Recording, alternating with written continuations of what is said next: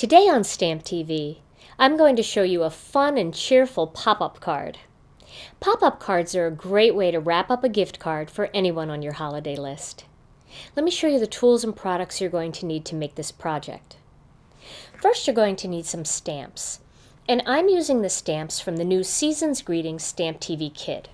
I'm using the Santa Claus stamp, I'm using the snowman, the 2 coffee or hot cocoa mugs, and I'm using one of the Merry Christmas greetings. Then you're going to need some ink, and I'm going to use some Memento ink. This is the Tuxedo Black. I'm also going to use some of the Gina K Designs Powder Blue and some of the Gina K Designs Blue Denim. And just to quickly show you, I just used a little labeler from home and put the names of the colors on the side. This way when they're stacked, they're easier to find. So you can do that with any little hand labeler, or you can print these out on your computer. Then you're going to need a ruler, and I'm using the Tim Holtz ruler. You can use any ruler, but a clear ruler really helps because then you can see the lines that you've already drawn. And then I have a pencil. You're also going to need some markers of some sort. Now you can color any way you want. You can use watercolors, you can use regular water-based markers or colored pencils. I'm going to use some Copic markers, and the colors that I'm using are R00, which is pinkish white, YR15, which is pumpkin yellow, R20, which is blush, R59, and that one is cardinal, B45, which is smoky blue, E40, which is brick white, and then I'm using the colorless blender. And as you can see, I have all different kinds of Copic markers here. I have the original markers, which are the square ones. I have the sketch markers, and I also have a chow marker here. It doesn't matter. They all have the same ink, so you can mix and match with no problems at all. I'm also going to use a Sakura Stardust pen. Now, the Sakura Stardust pen is a great way to add glitter to a project, but you can also use loose glitter or stickles or any other kind of glitter you have. I'm also going to use some scissors, and I have the Tim Holtz scissors. And then for cardstock, I'm going to use some, here I already put this piece together, some of our blue denim, some of our Gina K Design Season's Greetings patterned paper, and some of our white cardstock, and this is the 80-pound cardstock. Alright, so to begin, I'm going to start by stamping the snowman image and the Santa image on some white cardstock. Now, what I did was I used my Silhouette Cameo, and I used the cut file that's on the freebies page at StampTV to cut these images out, and you can see what I did. I cut them out here. There's the snowman, and there is the Santa Claus. Now, if you don't have a Silhouette Cameo or the Silhouette Portrait, you can stamp them first and just hand cut them out with a pair of cutter bee scissors or any other scissors that you like to do that kind of fussy cutting. I'm going to show you, though, how easy it is to stamp onto a cut file piece that's been cut on the Cameo. You might think that it's difficult because the stamps are rubber and you can't see through them, but it's actually very easy to nail the image right on there. So I'm going to use a little bit of the Memento ink, and then you just want to make sure that you're looking right over the image, and then stamp it straight down over that little piece, and you can see that that is spot on there. See that? I'll do it one more time for you with the snowman. Here I'm going to ink that up, and you want to make sure that the piece is turned in the right direction. You can see this one was turned the wrong way. And now, just make sure they line up nicely and stamp. Like that. So those are my 2 little guys. Let me put those aside for a second. Now for the coffee mugs or the hot cocoa mugs, I also have a cut file piece here. And I'm going to use the blue denim for that. And it's still easy to ink up one of these little cut file pieces with a solid image stamp. You can see I'm just inking that up with the blue denim. Our ink is so nice and solid. It goes right on those stamps. And then I'm just going to line it up. And because this is a bigger solid image, I do want to make sure that I put pressure all around.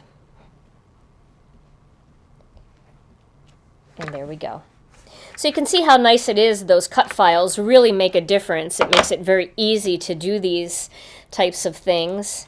And I do want to show you too that our blue denim, once it dries, look how much lighter it dries. So it really matches our blue denim cardstock. You can see it looks so nice together there. It's a little bit darker here.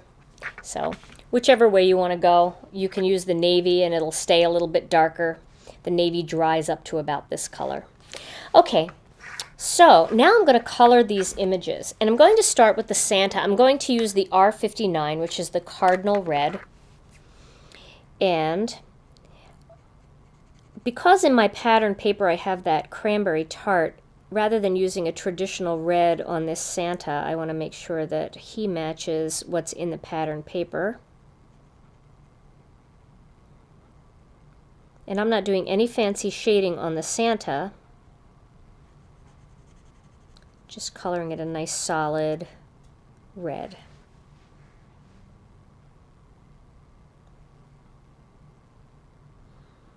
And then using just the very tip of that Copic marker, you can see how small that area is that I'm coloring. You can get right in there around his beard. Again, some of you might like to use colored pencils for this. Maybe you like the Gamsol technique so you can do some more shading, or you like to do a Copic marker shading technique. Any of those are just fine to do. And one thing I'm going to do is I'm going to leave the Santa's gloves and belt and stuff white. I'm not going to color any of that in black. I want a little bit more of the white showing.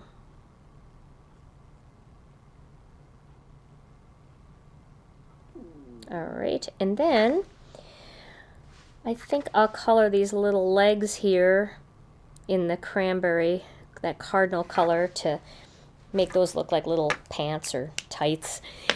Alright, my next color is going to be the B45, which is smoky blue, and I'm going to color the Christmas ornament in the smoky blue.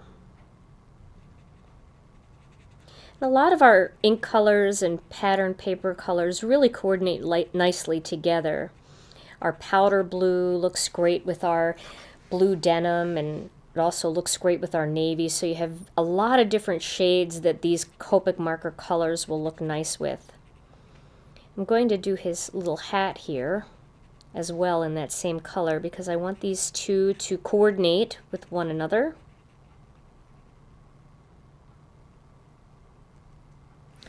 So there we go.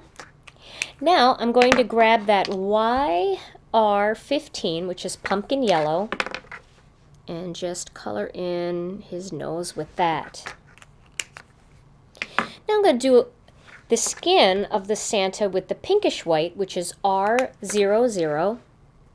And there's a whole variety of beautiful Copic colors that you can use for skin tones, so experiment with some of the different ones that are out there. And I want to give him rosy cheeks, so I'm going to use the R20, which is blush, and I'm going to just pop a little kind of semicircle right over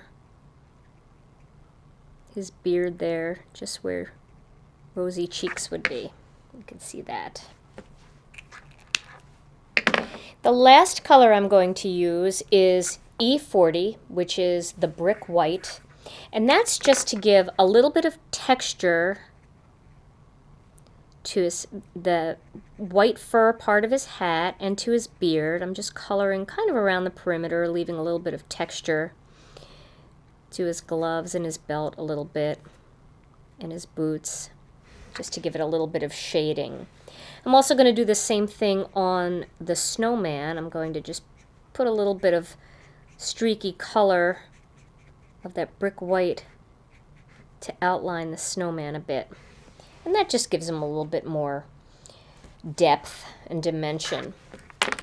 Then I want to create a coordinating pattern in the Christmas ball and in the hat. So I'm going to use the colorless blender pen, and I'm going to go on an angle and just do a couple stripes going this way. Do it again, a second time, to really brighten it up a little bit, like that. And then I'm going to do it the opposite way.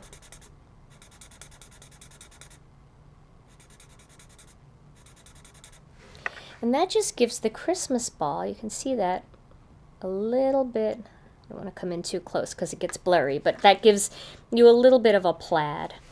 And I'm going to do the same thing with the tin hat here, the tin can hat.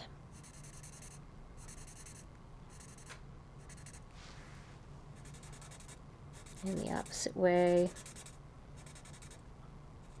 I love that, just gives it a lot of texture and dimension, and then they work together, they coordinate together, so that's kind of cute to do. All right, so now we're going to start the pop-up card. Here I have it's like a card base, but it's a little bit smaller than a card base. This measures 5 1/4 inches across by 4 inches. So it's a little bit smaller than a traditional card base because this is going to go inside my card base. And I'm going to start by laying the Tim Holtz ruler. This is my crease end of the card. I'm going to lay that ruler right up against the end there. And this is actually about 1.5 inches. This is 1.5 inches. So if you have a regular ruler, you would want to go 1 inch and then come up another 1/2 inch. And I'm going to draw a line right across. Then I'm going to come up 3/4 inch from the bottom and draw another line. Like that. So this is 3/4 from the fold, and this is 1.5 inches from the fold. 2 lines. Now my next step is to put the ruler right on the edge of the card, and then I'm going to draw little notches. My first notch is going to be at 1/2 inch, and then at 3/4 inch, then 2 1/4 inches, and 2 1/2 inches, 3 inches, 3 1/4 inches, 4 1/2 inches, and 4 3/4 inches.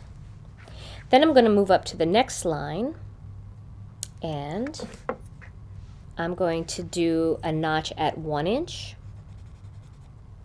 1 1/4 inches, 4 inches, and 4 1/4 inches. Now I know this looks all messy, but this is all going to be hidden inside your card. Now these notches are going to tell you where to cut and how far in to cut. So you're going to cut up to that where that first notch is, but you're only going to cut up to that line. So we're going to cut that one and that one. Then the next one we're going to go all the way up. And don't worry if these are perfectly straight or a little bit wide or a little bit angled. It's okay. Try to do them as straight as you can, but as you can see, mine are a little bit angled. And it's really okay. And this is a long one.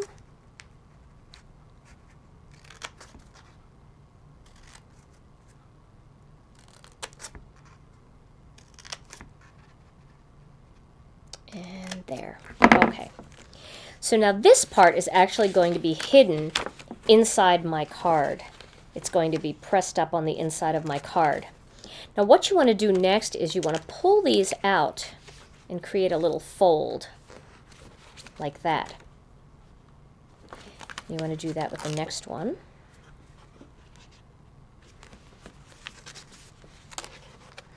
And then this one. This one.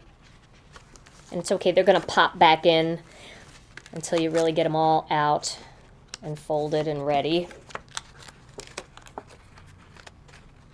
Okay, so now the best thing to do then is fold it again and really get a good crease in all of those. So you can see what that looks like. Okay, so that's the inside of my pop-up card. Okay, and you can see you can move these because they're pretty thin, so you can kind of shift them around so that they look right. All right, now my next step is to take a piece of paper that's the same width, and then I'm going to tear one that starts kind of shallow, but then it's going to come up a little bit higher in the middle, and then it's going to get real shallow again, like that. And that's going to sneak back behind here like this, and we're going to tape that onto those. Okay, and you can fix that a little bit once you get it like kind of how you want it. You can make it a little bit more smoother. And then this is going to be snow. So I'm going to take some powder blue ink and a sponge dauber, and I'm going to ink this up and add a little bit of that ink onto the edges there. This way, when this is sitting up against what's in here, you're going to be able to see it up against the white. So now that we have that one done, we can tape that one into place. What you want to do is grab some of your mono adhesive, and what I like to do is put my finger behind it, like that, and then just add a little bit of tape to it so it only goes right where I want it. Just on that back one. Okay. And then once that's done, you can take that piece that you just did and feed it in behind there, and you can tape it into place. And the best way to tape it into place is to just put a little pressure on it by folding it down, and then that's in place. So there's your first panel of snow. Now we're going to add another panel of snow, and this one can go a little bit higher. And it's okay because you're going to be able to see it when you're looking down on this card. So it's okay if the back snow is a little bit lower in spots. Actually, I think I'll make this a little bit lower so you can still see the back snow. Okay, so that one will go about there. We'll make it even a little lower on this side. And then I'm going to use that powder blue again, and I'm going to edge it just on that rough edge. And again, that will help you be able to see it up against the white and up against the one behind it. And this one is going to go on the front here. And I'll do the same thing. We'll tape this piece and this piece. And don't worry if that tape goes up a little higher, because you're also going to apply more images to these. And that piece will go right there. And so now you have two mounds of snow. And that helps to hide some of the pop-up bands that stick out. So now we're going to add these coffee mugs, or these hot cocoa mugs. We want to make sure that they're low enough that when the card closes that they don't project outside of the card. So be careful not to put any of your pop-up things too high up, or they'll stick out of the card when it's closed. So we're going to sink that one down just a little bit. We'll just put a little tape on the bottom here, and we'll position that into place back here in the center. So there are the two coffee mugs. Now we're going to put Santa here. So we'll add a little bit of tape onto this area,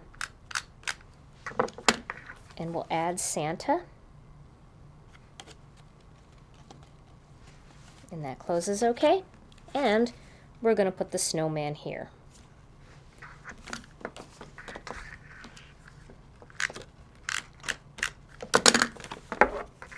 And there we go. Adding him there. Now we want to decorate the top and the bottom. And so what I've done is I've already cut out a panel that we can slip under here. This one might be a little bit big. On my original card, this one was a little bit smaller. So kind of judge what you want to do. You can even trim that down to where you want it to be. Here's a smaller one that I'm going to put up top.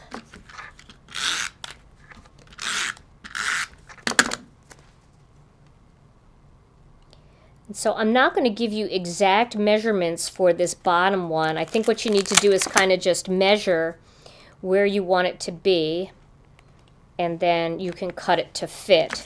So if I cut maybe a little bit off of this one, I can cut this off, just kind of freehand eyeball it, and then I can press that right up to that part of the card. You can see how that would look. So we can do that, but I'm going to show you my finished card project in just a minute, so we'll leave this one off. Now, this is a perfect way to give a gift card for some coffee. So I have a Starbucks gift card here, and you can just take a little bit of tape and you can pop that right onto the back of your pop-up card. And so when that card opens up, you've got 3 layers. You've got a gift card, then you've got the coffee mugs that let them know right away they've got some coffee coming, and then the little Santa and the snowman. Let me show you my finished card project now that you know the basics of the pop-up card.